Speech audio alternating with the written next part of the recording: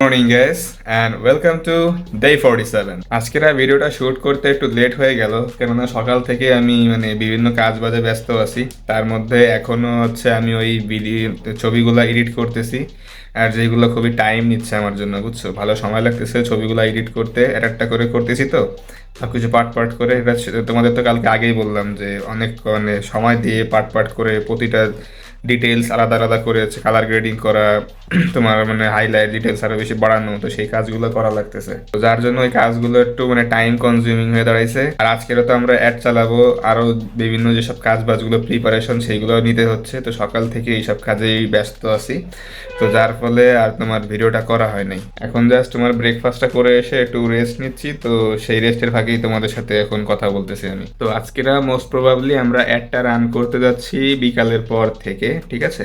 তো সব কিছু আমাদের সাথে সাথে কাজ বাজ সব শেষ করতে করতে তো আমাদের অ্যাটলিস্ট দুপুর পার হয়ে যাবে।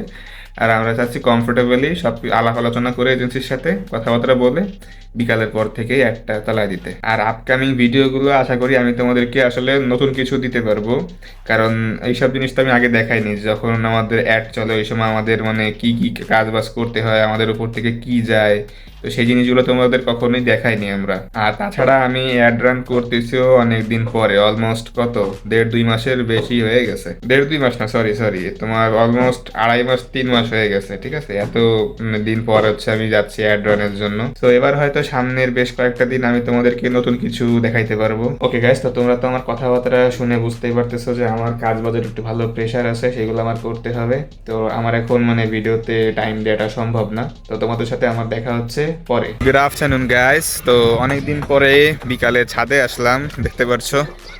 সকালে ইউজুয়ালি আসি, বাট বিকালে খুব একটা আসা হয় না। অনেকদিন আবার অনেকদিন বোঝাচ্ছি তা না, বেশ কয়েকদিন, সপ্তাহখানিকের মতো হয়ে গেছে আমি বিকালে খুব একটা আসি না ছাদে। হয় ঘুমাই থাকি, না হলে ফোনে কাজ বাজ করতে থাকি। আমার তো কাজের ভাই অভাব তো নাই, বুঝো তো। কাজ বাজগুলো করতে করতেই বিকালটা পার হয়ে যায়। আবার অনেক সময় ঘুমাই, ঘুম থেকে উঠে দেখি মাগরিবের আজান দিয়ে দিছে। তো এরপরে তো ছাদে আসা যায় না, তো যার ফলে এই বিকালের এই সিনারিওটা খুবই মিস করতাম। But right now I am here. দেখতে পাচ্ছ কত সুন্দর পরিবেশ, ঠিক আছে? খুবই সুন্দর। আর ওই হচ্ছে তোমার সানসেট। সানসেট এখনো হয় নাই, সূর্য এখনো ভালোই উপরে আছে। আচ্ছা, একটা জরুরি নোটিশ দিই, সেটা হচ্ছে আজকের আমরা একটা রান করছি না, কেননা আজকের বেশ ভালোই এক্সটার্নাল কাজ চলে আসছে। আমি বলছিলাম না যে বাসা থেকে যদি বিজনেস স্টার্ট করো, বিজনেসটাকে রান করো, তাহলে এক্সটার্নাল ইস্যুজ আসবেই। তোমার বিজনেসের ইস্যু তো আছেই, সাথে সাথে পারিবারিক ঝামেলা টামেলা, বিভিন্ন কাজ বাজ তো জীবনে পিছু ছাড়বে না। তা আমিও তো তার ব্যতিক্রম না, আমারও কাজ বাজ আছে, ইভেন আজকেরাও আসছে। তো যার ফলে আসলে সেই সময়টা ম্যানেজ করে পারি নাই। অবশ্য কাজ বাজ আমার সব শেষ, প্রিপারেশন নেওয়া টেওয়া সব শেষ। প্ল্যান ছিল যে আজকেরা সকাল থেকেই মোটামুটি 11টা 12টা থেকেই একটা রান করার জন্য, কোনো বিকাল বা সন্ধ্যা করব না। প্ল্যানটাই ছিল ওরকম যে সকাল সকালই কাজটা সেরে ফেলবো। কিন্তু কোত্থেকে যে একটা কাজ এসে হাজির হলো যে আমি সকালে আর কিছু করার চান্সই পাইলাম না। আমি ভাবছিলাম আমার তো আর অ্যাকাউন্টে টাকা পয়সা নাই, ঠিক আছে, বিকাশে টাকা ছিল না অ্যাকাউন্টে। তো চিন্তা ছিল যে সে বাইরে থেকে এজেন্টের মাধ্যমে তোমার টাকাটা ভরে নিয়ে আসবো। পরে আমার অ্যাকাউন্ট, আমার বিকাশ নাম্বার থেকে এজেন্সির যে বিকাশ নাম্বার অ্যাকাউন্ট, তাদের কাছ থেকে টাকাটা পাঠায় ওই সময় এলো বলবো যে একটা রান করে দিতে। বাট আমি যে বাইরে যাব টাকাটা ভরে নিয়ে আসবো এই করার সেই সুযোগটাই পাইনি। আর আমি যেখানে তোমার থাকি এখান থেকে মনে করো যে বাজারও বেশ ভালোই দূর আছে, ওই পর্যন্ত যাইতে গেলেও মিনিমাম 10 মিনিট সময় তো লাগবে। তারপরেও তুমি অনেকে বলতে পারো যে ভাই ইচ্ছা থাকলে তো উপায় হয়, 10 মিনিট রাস্তা কতক্ষণই বা লাগবে, যায় টাকাটা ভরে চলে আসবেন, এসে খালি বলবেন এজেন্সিকে ফোন দিয়ে টাকা পাঠিয়ে দিচ্ছি, একটা রান করে দেন, ব্যাস। এই তো এতটুকু হলে তো আর আমাকে বলা লাগতো না। বাট সমস্যা হয়েছে, আজকে আমাদের বাসায় একটা প্রোগ্রাম ছোটখাটো পারিবারিকভাবে, তো সেজন্য সন্ধ্যার পরেই ওখানে আমার অ্যাটেন্ড থাকা লাগবে। তো আমি যদি ওখানে অ্যাটেন্ড থাকি, তাহলে আর আমার এখানে যদি তোমার অ্যাডটা চলে, কাস্টমার আমাকে যদি মেসেজ করে, আমি সেই মেসেজের রিপ্লাই দিতে পারবো না। আমার ফোনে প্রতিনিয়ত তোমার নোটিফিকেশন আসতে থাকবে, এই করতে থাকবে, বাট আমি সেইগুলোর রিপ্লাই ভালো মতো দিতে পারবো না, কেননা আমার যেখানে প্রোগ্রামটা সেখানে আমার নেট কানেকশন পায় না। তো এর জন্য ওই সময়টা আমার পক্ষে কাস্টমার হ্যান্ডেল করাটা, কথাবার্তা যাবতীয় যা করা লাগে একটা সেলসের ক্ষেত্রে, তো সেই জিনিসগুলো করা আমার জন্য টাফ হয়ে যাবে। আর যেহেতু অ্যাডটা চালাচ্ছি, অবশ্যই তোমার ডলার খরচ হচ্ছে। তো তো ডলারটা ফাফা খরচ হবে।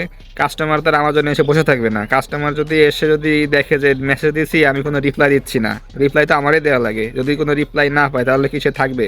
সে চলে যাবে, সে পরে ভুলেই যাবে। তো আশা করি বুঝতে পারছো যে কেন আজকের আমরা চাওয়া সত্ত্বেও এই কাজটা করতে পারিনি। যদিও তোমাদেরকে আগে আমি বলছিলাম যে আজকেরাই আমরা এটা ফাইনাল করব, বাট ভাই এই যে প্রোগ্রামটা বিশ্বাস করো এটা যে আজকেরাই হবে আমি জানতাম না।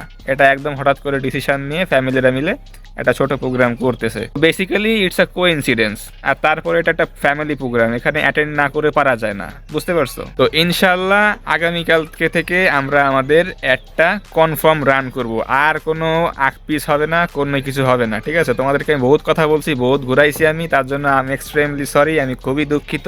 আবার বলছি আমি খুবই দুঃখিত। আর ইনশাল্লাহ কালকে, একদম কালকে ফিক্সড, আমরা কালকে থেকেই একটা রান করব ইনশাল্লাহ। বাদ বাকি অ্যাড ক্যাম্পেইন চালানোর যাবতীয় প্রিপারেশন আমাদের নেওয়া হয়ে গেছে। তাও আজকে রাত্রে যেহেতু আমি একটা সময় পাইলাম আমার জন্য আরো ভালো হয়েছে। আরও একটা ফাইনাল টাচ, সব দিক থেকে আমরা একটু চোখ বুলায় যাব যে সব কাজ বাজ কি একদম পারফেক্ট আছে কিনা। যদি চোখে বাদে যে না এটা এখন একটু সময় লাগবে, তাহলে ওইখানটা আমরা ফিক্স করে একদম পুরো ফাইনাল টাচটা দিয়ে দেবো। আর কালকে একেবারে আমরা অ্যাড ক্যাম্পেইনে নেমে পড়বো। Guys I am back.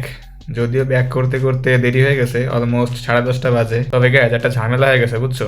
তোমরা তো আমাকে বিকেলে দেখছোই, কথাবার্তা বলছি, সব দিক থেকে ভালোই লাগছে, ঠিক আছে? কোনো রকম সমস্যা মনে হয় নাই, আমিও ফিল করি নাই।